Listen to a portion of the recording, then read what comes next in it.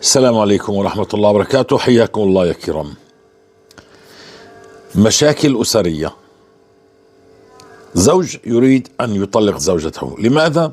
أمه متسلطة، أمه تسوقه أو تقوده إلى تفعل فيه الأفاعيل وهو يسمع، سمعنا وأطعنا. أو العكس صحيح، أمها تسوق البيت كله. كيف الخلاص؟ وصلنا إلى حال الطلاق. زوجي لا يريدني أن أذهب إلى أهلي، أنا في مشاكل بيني وبين أهلي بسبب زوجي، زوجتي لا تريدني أن أذهب عند دار أهلي، مشاكل سلفات، مشاكل أهل، مشاكل بيننا وبين الإخوة والأخوات. كيف الخلاص؟ إحنا وصلنا إلى طريق مسدود، زوجي مطيع لأمه على الحق وعلى الباطل. كيف نخلص من هذا الحال؟ وأنا أريد أن أتطلق، أنا ما تزوجت أمه، أنا تزوجته هو، وهو كذلك. أنا تزوجت هذه الامرأة، وهذه الامرأة أمها تسوقها يمنة ويسرى، ونحن مجبورين نسمع لها. كيف الخلاص؟ فأنا لا أريد أن أبقى مع هذا الرجل، وهكذا. مرت عمي متسلطة علي، إخوتي ظالمين، زوجي لا يريدني أن أروح، أمي وأبي كبيرين وأريد أن أساعدهم، زوجي لا يريد. في معنا رسالة ومعنا قصة جميلة جدا جدا، وأنا سأقول لك الحل بإذن الله تعالى. أنا سأقول لك الحل ونقرأ هذه القصة الجميلة جدا جدا. زوجك بده يطلقك لأنك أنت مسيوقة في أمك، زوجتك بدها تطلقك لأنك مسيوق في أهلك، عندكم عناد، في إشي هيك واقف بيناتكم، كنتوا ما شاء الله عليكم وعطلت الأمور، في أرض موقفة بيناتكم، مثلا ميراث مش عمال يمشي. إحنا بالغربة، زوجي بدوش يروح، أنا بدي أروح، بدي أرجع من بلادي ديار الغربة. في مشكلة بين زوجين ومش عارفين نحلها. طيب كيف نحلها؟ كيف زوجي مش قابل يروح عند أهلي، صلوا سنين لا يأتي إلى أهلي يزورهم ولا يريدني أن أذهب، وهكذا كل هذه الأسئلة، كل هذه كيف الخلاص؟ زوجي لا يحترمني، لا يحترم أهلي، زوجتي لا تحترم أهلي، لا تحترم أمي. كيف الخلاص؟ هذه المشاكل الأسرية. ابني لا يحترمني، هكذا أمور. شو الخلاص؟ لا إله إلا أنت سبحانك إني كنت من الظالمين. سبحانك يا رب. يا جماعة هي صريحة في كتاب الله، غابت عن مشايخنا وعن علمائنا، وما كان الله معذبهم هم يستغفرون. مش بتعذبي انه زوجك بده يطلقك بسبب امه؟ مش انت بتتعذب لانه زوجتك مسيوقة بامها؟ شو بتقولها امها؟ بتعمل بيعجبكاش بتعمل، خلص سمعنا وطعنا لامها، او انت سمعنا وطعنا لامك، او انت اخوتك بيملى عليك وانت تمشي، كله انت مسيوق وهي مسيوقة، مشاكل مستمرة، ميراث واقف بيناتكم مش عارفين تقسموا، امور مش عارفين. يا اخي ما كان الله معذبهم يستغفرون. ويا قوم استغفروا ربكم ثم توبوا اليه يمتعكم متاعا حسنا الى اجل مسمى ويؤتى كل ذي فضل فضله. أقسم بالذي رفع السماء بالعمد ولا مشكلة ستقف أمام الاستغفار، ولا أي مشكلة. والله سيصير زوجك يقول لك تعال نروح عند دار أهلك، وانت زوجتك تقول لك تعال نروح عند دار أهلي. إذا انت تبت ولزمت الاستغفار سيغير الله، سيبدل الله الأحوال من حال إلى حال. لا يعرف الاستغفار إلا من عاش الاستغفار. الاستغفار مش معنى كلمة تستحضر قلب ولا تستحضر ذنب. ردد الاستغفار، أقلع عن الذنب. ما حرمت خير انه انت وزوجك متوافقين الا بذنب. كل واحد فقد ذنبه يا عمي. تفقدوا، تراجعوا لله مش للناس، لله. الله اللي امرنا تراجعوا طاعة لله، طاعة لله، لا غيبة ولا نميمة، طاعة لله، بلاش إذا كانوا في تكشف، طاعة لله إذا في قروض ربوية، طاعة لله. حرام تخرب هذه البيوت في شيء صغير، ممكن أنك أنت تصلح هذا الحال ويصلح الله كل أحوالك. نعم إنه الاستغفار، جمال الاستغفار لا يعرفه إلا من عاش الاستغفار. لا حول ولا قوة إلا بالله. بدي أقرأ القصة وأقرأ رسالة يعني الشيخ يعني يفتي في هذا الموضوع، وأنا أقول لك والله أقسم بالله أي واحد على وجه طلاق أو واحد مش عارف يهتدي، مش عارف تظبط الأمور في البيت ومش شايف إنه في مشكلة، أقسم بالله بالاستغفار كل شيء. امسك مسبحتك وابدأ استغفر وأكثر وأبحر أكثر بالليل والنهار. خليك على الاستغفار. إن أحدكم لا يحرم الرزق، والرزق كمان راحة بال، وكمان مال، وكمان ولد، وكمان صحة، وكمان هداة بال، وكمان إني زوجي صالحة وولد صالح وأم تدعو لي ولا تدعو علي. إن أحدكم لا يحرم الرزق بذنب يصيبه. فقلت استغفر ربكم انه كان غفارا يرسل السماء عليكم مدرارا ويمددكم باموال وبنين ويجعل لكم جنات ويجعل لكم انهارا. يعني الله يمدك في كل هذا العطاء بلزومك الاستغفار. الماء يمددك بالاموال والبنين التي فيها السعاده وقمه السعاده واستمراريه الزواج وانجاب الاطفال، مش طلاق. لا يعرف الاستغفار الا من عاش الاستغفار وطبق الاستغفار. وأقرأ القصة وبعدين أقرأ الفتوى، وأنا أنصح إنه الكلام يصل. أنا لا أدعي مشيخة ولا أريدها، وبرجاء يعني كان في التعليق هنا كمان يعني في الرسالة، أنا لست شيخ ولا أريدها. مشكورين جزاكم الله خير. خلص أنتم كلكم أفهم مني وأعلم مني. الله فتح علي بالاستغفار وسورة البقرة، ووجدت كل شيء بتبحث عنه الأمة موجود في الاستغفار وسورة البقرة. هذا الذل وهذا الهوان وهذا التخبط وهذا التيه، وهي يعني نخرج من دائرة الربا، نخرج من دائرة الحرام، كله موجود في هاتين الآيتين. إذا اقرأوا البقرة فإن أخذوها بركة وتركوا حسرة ولا تستطيع البطل. في هذه الآية ستسقلك سورة البقرة من جديد وتأخذك أنت بس اقرأه هي تفعل. كمان مرة، لا يعرف فضل سورة البقرة على نفسه إلا من قرأها، مش من قال افعل ولا تفعل. فخذوا الكلام، وهنيئا لمن سمع ونفذ وطبق. هنيئا. طبعا عندي قصص كثيرة والحمد لله رب العالمين، لكن حبيت هيك كمان مرة. احنا لا نريد ان نتجاوز مشايخنا، ولكن اذا ضايعة خليها تقول من بيني. يعني الحكمة ضالة المؤمن، فقد تكون غابت عنك انك انت اصلا لست لازم الاستغفار، ملت في علمك. وانا لزمت الاستغفار وتركت العلم لك. انا لزمت الاستغفار واشغلت نفسي بالاستغفار واشتغلت نفسي بسورة البقرة، وانت اشتغلت في العلم في الفقه وفي الاحاديث وهكذا. ما في مشكلة اني انا احل مشكلة، ما في. اذا الهم هو الامة، اذا هم الجميع هو الامة، وهمي انك انت او زوجتك او ابنك او حدا انك تعيش حياة طيبة كريمة في بيتك، فالله سيوفق. لكن كان همي اني اكون انا الذي يتكلم وما في غيري يخرج كلام، فنحن على الدنيا السلام. خلينا نكون يعني عشنا لله ونموت لله وناصحين لهذه الأمة، وكل همنا إن الله يغير أحوالنا. لحظة شوي نقرأ القصة.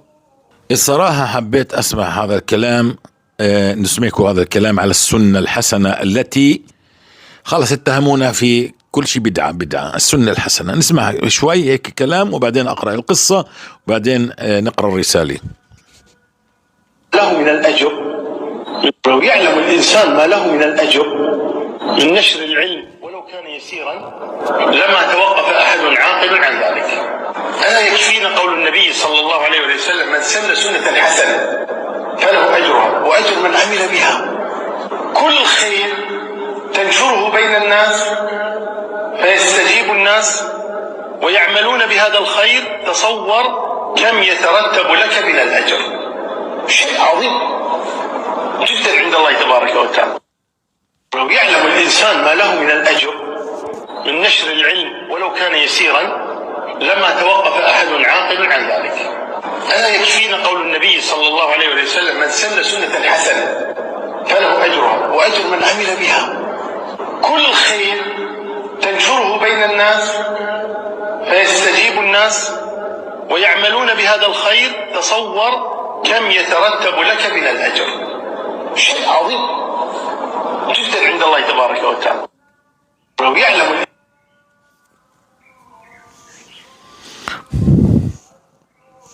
والله الصراحة احترنا يعني لو يعلم الإنسان إذا سن سنة حسنة، يعني بينا فضل الاستغفار وفضل سورة البقرة، وعمل الناس ووجدوا. هذا اللي قاله الشيخ عثمان الخميس، هذا اللي قاله.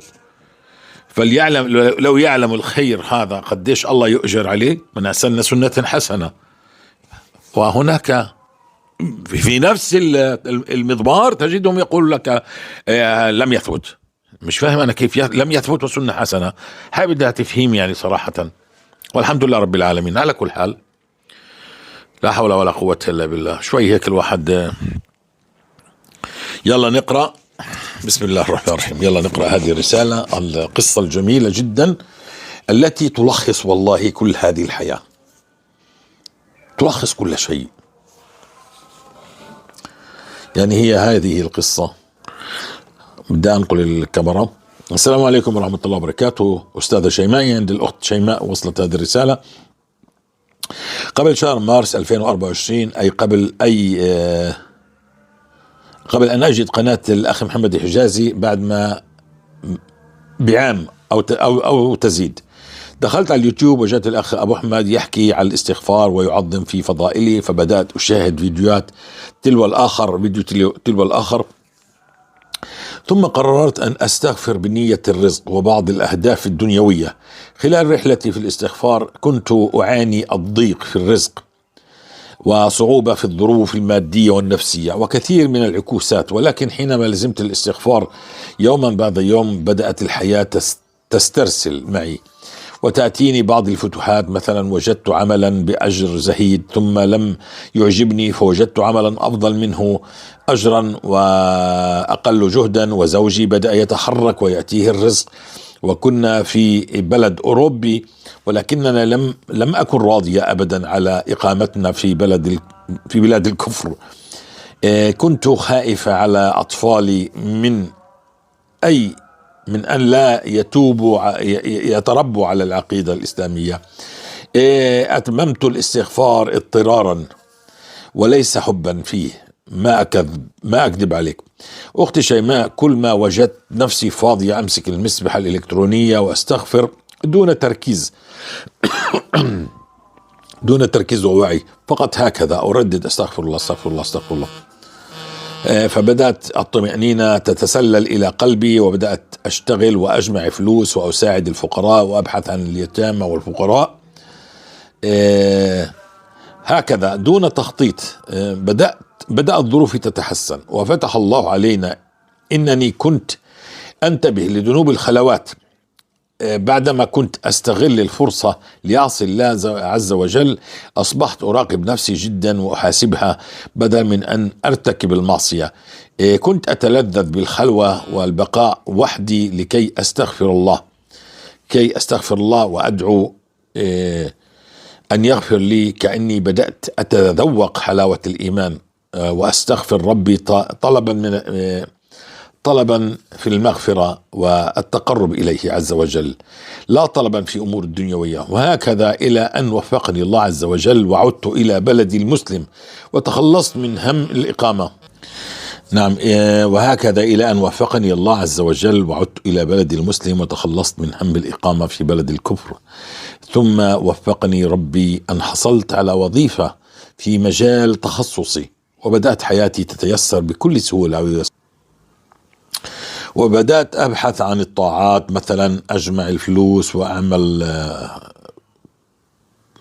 قفة رمضان، ثم كسوة العيد لليتامى، وهكذا إلى أن جاءتني أكبر هدية من ربي، وهي إني طلعت في قرعة حج 2025 طلبا من الله أن يوفقني لعمرة رمضان. فشاء ربي أن يعطيني الحج، ولله الحمد. وتشاء أنت من البشائر قطرة، ويشاء ربك أن يناولك القمر. ثم لزمت الاستغفار وتغيرت طريقة تفكيري مثلا إذا كان لدي مشكلة لن أدق باب أي بشر، أصلي ركعتين وأستغفر الله ثم أطلب من الله طلبي سبحانه الله يتحقق ما أريد دون جهد مني ولا قوة. فهمتوا يا جماعة ليش؟ سبحان الله، هذه القصة تحكي واقعكم.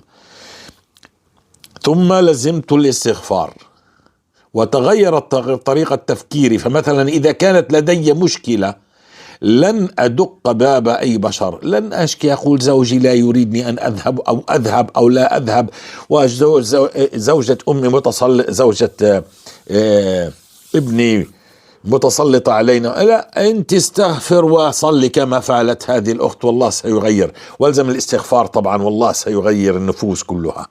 نعم، ثم لزمت الاستغفار وتغيرت طريقة تفكيري، فمثلا إذا كان لدي مشكلة لن أدق باب أي بشر، أصلي ركعتين وأستغفر الله ثم أطلب من الله طلبي سبحان الله يتحقق ما أريد دون جهد مني ولا قوة. الآن بدأت رحلتي مع سورة البقرة بفضل الله.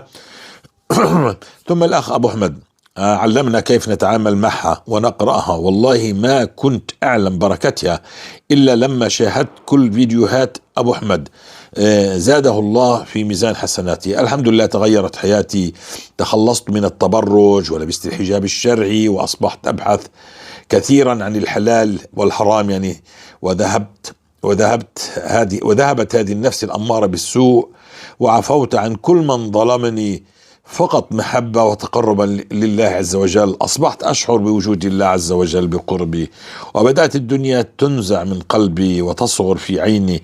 بعدما كان سقف طموحي منزل فاخر وسيارة فخمة، أصبحت طموحي في الدخول إلى الجنة. أبحث وأقرأ وأتفقه في الدين.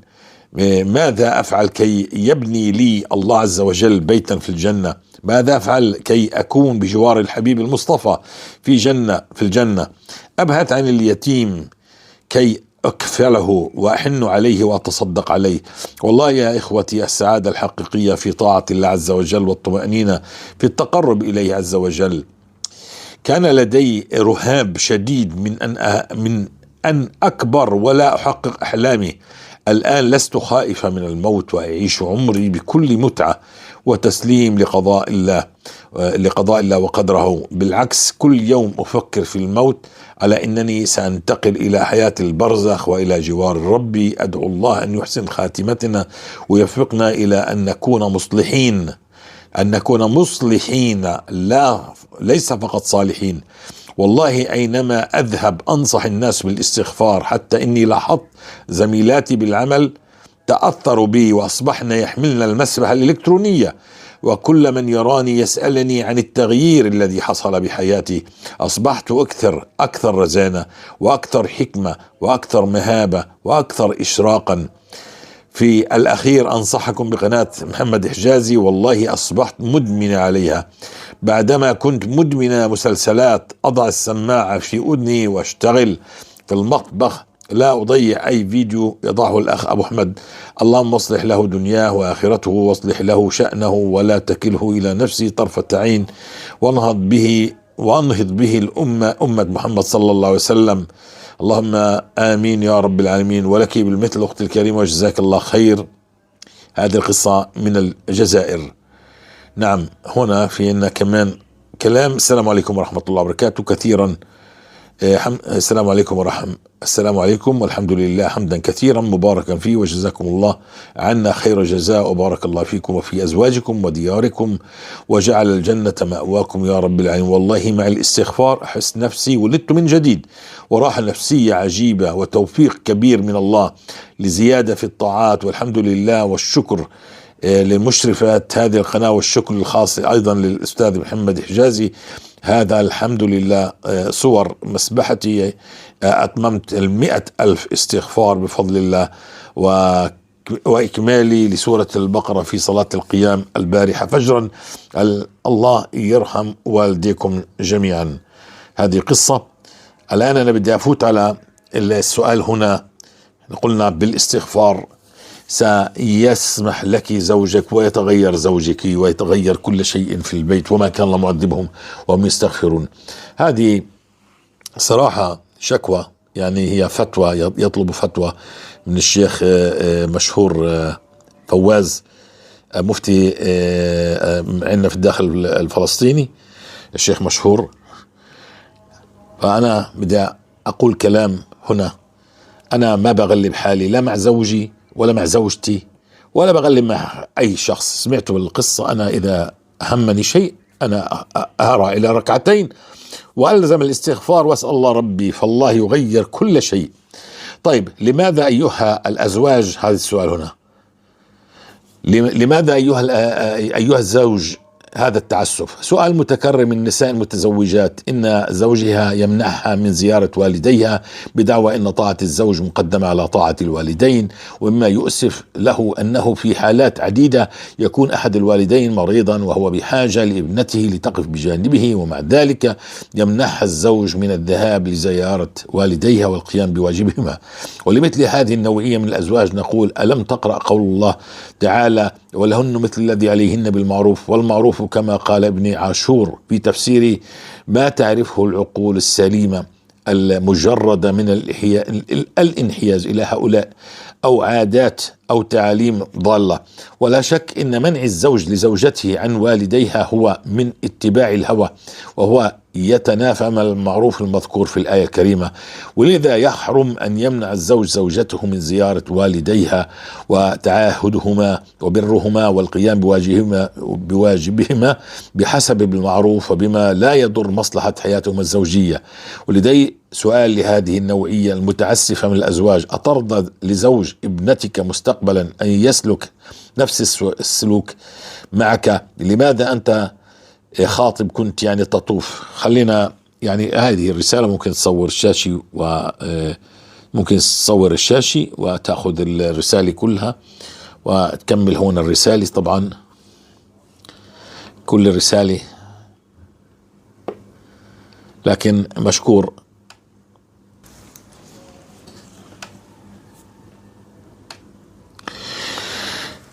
قول الشيخ فواز مشهور جزاه الله خير، بارك الله فيه. طبعا هو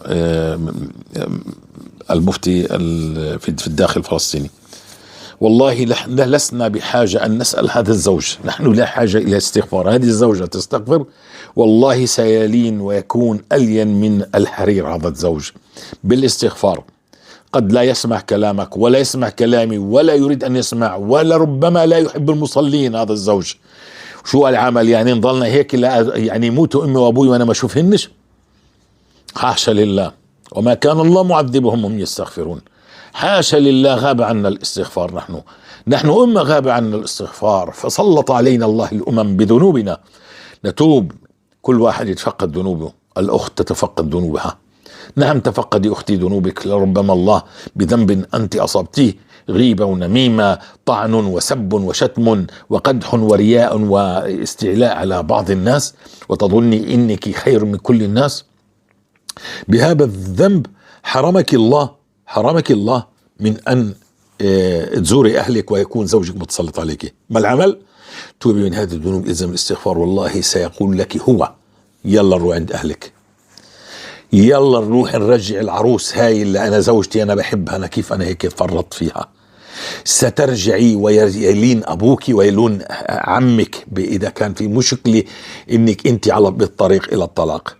كل شيء سيتغير بالاستغفار، كل شيء ماذا تريدي أو ماذا تريد سيحصل. إذا أنا تعسفت وعملت أي شيء وظلمت، الله سيغير النفوس. سمعت الأخت، قرأنا عليكم قصة من بلاد الكفر ورجعوا إلى ديارهم وأرزاق، وتغير تفكيرهم وتبدلت. وإذا أنا أسأل الناس ليش؟ إذا سألت فاسأل الله، كيف بدي أعملها هاي؟ ليش ما أنا بسأل الله؟ ليش الله أصلا الله لا يستجيب؟ ما هو أنا ما فيش شيء بيني وبين الله، يعني سر بيني وبين الله حتى يستجيب. ليش؟ لأني أنا معجب، أنا بخرب الدنيا بيني وبين الله من ذنوب خلوات وربا وحرام وكل شيء. كيف أصلح؟ كيف بدي أصلح الأمر؟ إلزم الاستغفار، ابدأ اترك ذنوبك، ووالله سترى العجب من فضل الله عليك في الرزق، في الزوجة، في معاملة الناس من حولك، في أرزاقك، في طعم الطعام، في الطعام، في في كل شيء، في صحتك، في أولادك، كل شيء سيرقص لك مع هذا الاستغفار. ويا قوم استغفروا ربكم ثم توبوا إليه. شو بيساوي؟ أنا قلت والله الله لا قال. الله قادر ولا مش قادر؟ يمتعكم متاعا حسنا إلى أجل مسمى. هل بالمتاع الحسن في ممنوع تروح تزوري أهلك؟ ما بدي تساعدي أهلك وانت حابي؟ نعم أنا تزوجت شهرين وعلى وشك الطلاق، هل هذا متاع حسن؟ نعم يمددكم بأموال وبنين، هل المدد في الأموال والبنين البنين تأتي في الطلاق؟ إذا الاستغفار حل المشاكل يا جماعة. لا يعرف الاستغفار إلا من لازمه. فقط ردد واترك ذنوبك، ونسأل الله لو استعملوا الأطباء الاستغفار شافوه، لو استعملوا الفقهاء المفتين دار الإفتاء يستعملوا الاستغفار، قل للسائل الزم الاستغفار سترى عجب من فضل الله، سيحل كل مشاكلك. المتمشكلين على ميراث يلزم الاستغفار، يعني على يعني الذين يذهبوا إلى المحكمة للطلاق، لو أن الحاكم قال لهم ارجعوا أنا بدي أعطيكم شهر من لزوم الاستغفار وبدي إياكم تكثروا من الاستغفار، وبعدين بنقرر شو بنساوي، والله سيرجعوا متحابين، والله سيغير. وإذا واحد له حق عند الثاني سيرد هذا الرجل الحق المغصوب، وهكذا كل شيء يستقيم بهذا الاستغفار. وصلت؟ اللهم بلغت، اللهم فاشهد. أنا لست شيخ ولا أريد أن أكون شيخ. رب ضالة، يعني الحكمة ضالة المؤمن. فوجدنا من الاستغفار حلول لكل شيء خطر في بالك ولم يخطر في بالك، في كل هم. الرسول صلى الله عليه وسلم قال من لزم الاستغفار جعل الله له من كل هم. هل يعرف من لم يلزم الاستغفار هذا الكلام؟ لا، يظن انه يعرف. من يعرف؟ الذي لازم الاستغفار وله سنين بالاستغفار ولا زال يستغفر وكل يوم يستغفر وبآلاف يستغفر. نعم هذا من لزم الاستغفار. اسألوا الذي لزم الاستغفار. فلا يخرج شخص يتكلم عن الاستغفار إذا هو مش أهل هو مش من المستغفرين. سيضل الأمة كاملة، وإن كان يعني شيخ كبير دهك للأمة، دمر الأمة بظنه. مليح. يوما ما أحد الأئمة طلب منه أن يخطب خطبة أن يعني يعتقوا العبيد الذين عندهم. أول أسبوع لم يعتق حدا، لم يتكلم هذا الإمام. نسيت أي واحد، الإمام مالك، الإمام لا أدري أي إمام، نسيت.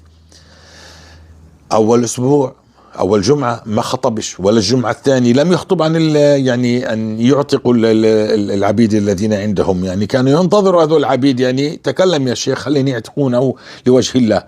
أول جمعة، ثاني جمعة، ثالث جمعة، رابع جمعة، بعرفش كم من جمعة، بالجمعة في جمعة من هالجمعات تكلم.